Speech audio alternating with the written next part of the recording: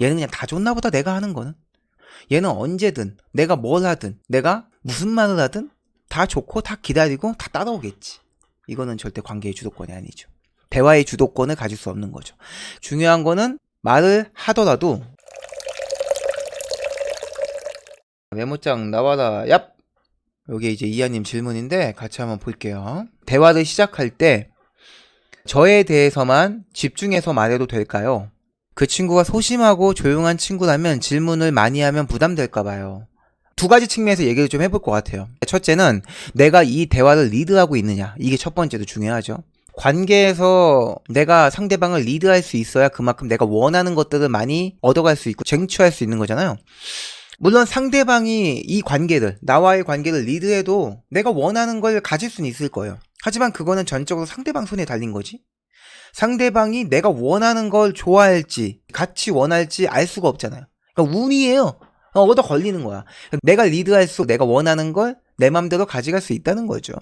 그래서 내가 리드를 하려면 일단 이 대화의 주도권을 내가 가져야 돼요. 왜냐? 관계의 가장 시작은 대화부터 시작하잖아요. 아닌 경우도 있습니다. 관계의 주도권은 서로가 가지고 있는 이 외적, 직위, 나이, 환경, 상황에 대한 포지션부터 설정되겠지만 내가 무언가를 해볼 수 있는 것 이전이니까 배제할게요. 그것까지 우리가 제어를 하려면 너무 많은 것들을 바꿔야 돼. 우리 삶을 바꿔야 되잖아요.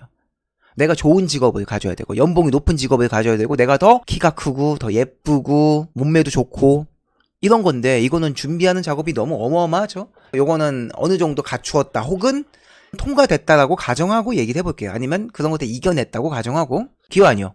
대화부터 이제 이 관계가 시작될 건데 대화를 주도할 수 있으면 작은 단추는 끼웠다고 생각을 합니다. 여기서 중요한 거 대화를 리드하는 데 있어서 말을 많이 하는 게 대화의 주도권을 갖는 걸까? 아니면 상대방이 말을 많이 하게 하는 게 대화의 주도권을 갖는 걸까? 이걸 먼저 알아야 될 거예요. 제가 드리고 싶은 얘기는 말을 많이 하고 적게 하고는 중요하지 않다. 대화의 주도권과는 상관이 없다. 근데 보편적으로는 말을 많이 하는 사람이 대화의 주도권을 가져갈 확률이 높습니다. 수많은 얘기들 중에서 내 위주의 얘기를 할 확률이 높잖아요. 하지만 내가 말을 많이 하고 있는데 상대방이 좋아하는 것만을 궁금해하는 그런 말을 많이 하고 있다면 혹시 먹는 거 좋아하세요? 떡볶이 어떠세요? 상대방이 좋아하는 것만 관찰을 하려고 하고 반대로 상대가 싫어하는 얘기들만 내가 많이 하는 것도 마찬가지일 거예요. 관심이 없는데도 불구하고 나 혼자 이야기를 계속하고 있어. 그러면 말을 많이 해도 주도권은 우리한테 가지 않을 거예요. 오디오만 채우고 있는 거예요. 의미가 없는 대화가 되고 있는 거예요. 그렇다면 상대방 이야기를 많이 들어주는 쪽, 상대가 말을 많이 하게 한다면 과연 내가 주도권을 가질까? 내가 무지성으로 네 좋아요. 그것도 좋아요. 맞아요. 그게 최고죠. 이러고 있다면은 상대방은 얘가 진짜로 좋다는 거야 아니라는 거야. 얘는 그냥 다 좋나 보다 내가 하는 거는. 얘는 언제든 내가 뭘 하든 내가 무슨 말을 하든 다 좋고 다 기다리고 다 따라오겠지. 이거는 절대 관계의 주도권이 아니죠. 대화의 주도권을 가질 수 없는 거죠. 중요한 거는 말을 하더라도 내 이야기에 공감할 수 있게 이야기를 해야 될 거예요. 듣더라도 내가 너의 이야기를 잘 듣고 있다라는 경청의 자세가 중요하겠죠. 이게 중요한 거예요. 기완이요. 두 번째는 어떤 주제를 가지고 얘기해야 되느냐. 지금 저렇게 물어볼 줄 알았어. 첫 번째에 대한 얘기를 제가 보통 하면 다들 이 두 번째를 물어보시더라고요. 무슨 이야기를 해야 될지 생각이 안 나요. 이게 중요한 거예요. 자, 많은 사람들은 어떻게 접근을 하냐면 상대가 좋아하는 얘기를 해야 된다고 생각해요. 상대가 관심 있는 주제를 내가 해야 된다고 생각해요. 공감대라는 것은 서로 원하는 것들이 딱 맞아떨어져서 그 얘기를 풍성하게 할 수 있을 때, 그럴 때 공감대가 통한다라고 보통들 착각하죠. 상대방의 감정에 동하는 게 공감대라고 생각해요.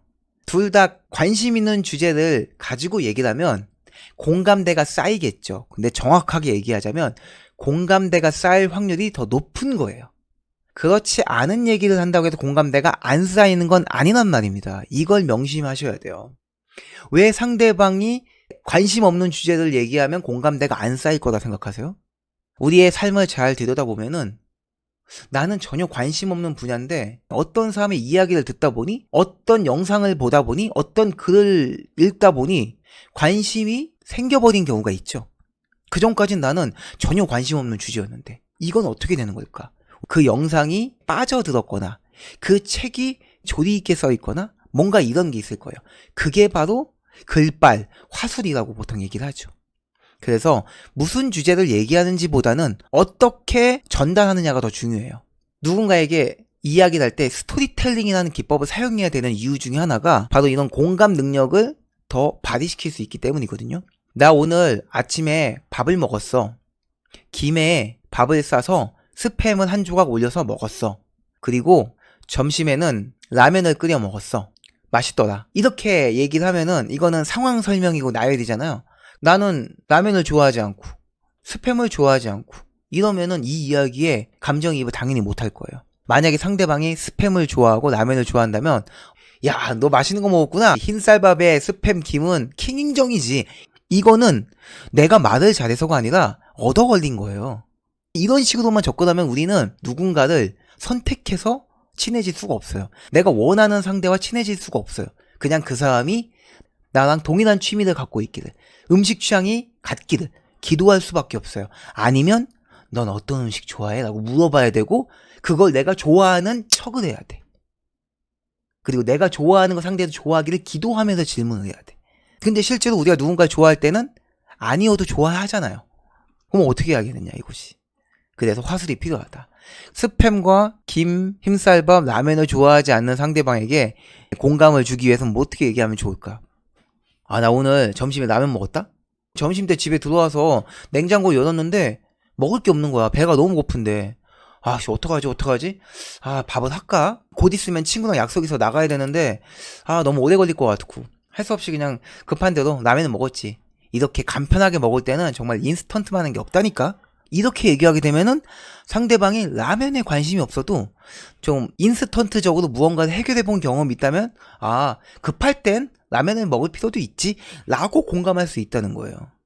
이렇게 내가 어떤 주제를 얘기하느냐가 아니라 그 주제를 통해서 무엇을 느꼈느냐를 얘기를 해보면 상대방도 그 감정에 대해서는 다른 경험으로서 비슷한 감정을 느껴봤을 수 있잖아. 그럼 우리는 훨씬 공감할 수 있는 폭을 넓힐 수 있는 거지. 이해가 되시죠? 무슨 말인지.